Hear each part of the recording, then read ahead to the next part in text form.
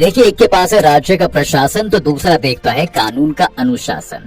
एक सिंपल सादे कपड़ों में होता है एडमिनिस्ट्रेशन का कप्तान, तो दूसरा चमचमाती खाकी वर्दी में संभालता है देश की कमान। फिलहाल हम बात करेंगे यूपीएससी की, जिसके अंदर आने वाली मेनली 3 एडमिनिस्ट्रेटिव सर्विसेज की। पहली आईएएस, दूसरी आईपीएस और तीसरी आईएफएस। ये तीनों ही देश की सबसे बड़ी और पावरफुल सर्विसेज होती हैं। तीनों को ही क्रैक करने के लिए आपको सेम यूपीएससी का ही पेपर देना होता है, जो दुनिया के सबसे डिफिकल्ट एग्जाम में से एक माना जाता है। और मेंस एग्जाम और इंटरव्यू के बाद एक मेरिट लिस्ट बनाई जाती है, जिसमें सबसे ज्यादा रैंक लाने वालों को आईएएस, फिर आईपीएस और फिर आईएफएस की जॉब मिलती है।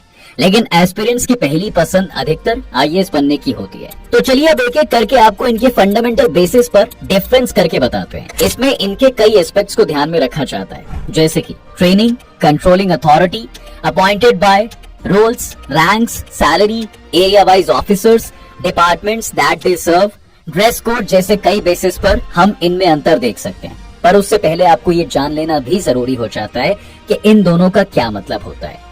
देखिए, आईएएस का मतलब जो होता है वो है इंडियन एडमिनिस्ट्रेटिव सर्विसेज, जिसे हम किसी भी जिले का डीएम भी कहते हैं।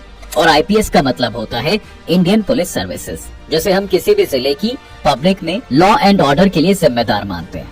ये हमने केवल आपको इन दोनों के बारे में एक छोटा सा इंट्रोडक्शन दिया है। अब देखा जाए तो इन दोनों के काम ही काफी ज्यादा जरूरी और हाई लेवल के होते हैं। तो अब आपको बताते हैं कि इन दोनों में अंतर क्या है। Number 1, cadre control authority. देखिए, आईएएस और आईपीएस दोनों ही ऑल इंडिया सर्विसेज हैं, लेकिन दोनों की कैडर कंट्रोलिंग अथॉरिटी अलग अलग है।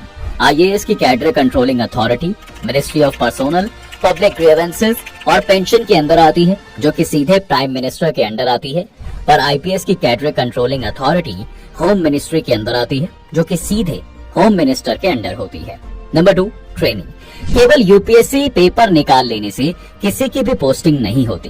पोस्टिंग से पहले कैडरे को एक ट्रेनिंग से होकर गुजरना होता है, जो कि उन्हें फ्यूचर में सफल ऑफिसर बनने के लिए ट्रेन करती है। और जहां ये ट्रेनिंग करवाई जाती है वो किसी भी एस्पिरेंट के लिए जन्नत से कम नहीं होती। जी हाँ, मसूरी की वादियों में बसा Lal Bahadur Shastri national academy of administration यानी LBSNAA किसी भी स्वर्ग से कम सुंदर और आलीशान नहीं है। चुने गए कैंडिडेट्स को यहाँ पहले 3 महीने की ट्रेनिंग दी जाती है और इस कोर्स में बेसिक एडमिनिस्ट्रेटिव स्किल्स सिखाए जाते हैं, जिन्हें जानना हर सिविल सर्विस ऑफिसर के लिए जरूरी हो जाता है। और दोनों ही बहुत पावरफुल पोस्ट पर तैनात भी होते हैं।